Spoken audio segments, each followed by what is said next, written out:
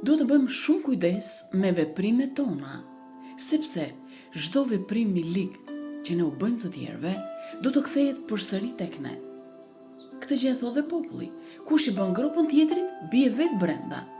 Këtë gjë na vërteton dhe Bibla.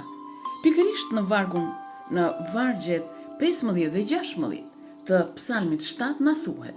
Këtu te Bibla, ai gërmon një grop dhe e bën të thellë, po bie vetë në gropën që ka bërë. Ligësi i ati do të kthehet mbi kryet e vet, dhe dhuna e tij do të bjerë mbi çafkën e kokës.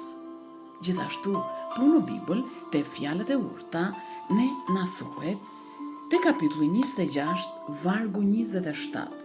Kush hap një grop, do të bjerë brenda, dhe kush rrotullis një gur, do të bjerë përsëri mbi të. E frikshme të mendojmë thellë, çfarë të bëjmë të tjerëve, ajo do na kthehet neve. Le të zbatojmë ligjin e artë që na ka thënë Zoti Krisht. Bëjuni të tjerëve atë që ju do të dëshironi që të tjerët t'u bënin juve.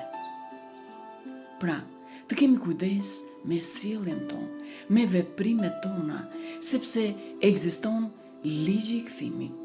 Le t'i lutemi Zotit që të kemi kujdes me çdo veprim gjatë gjithë ditëve të jetës sonë. Amin.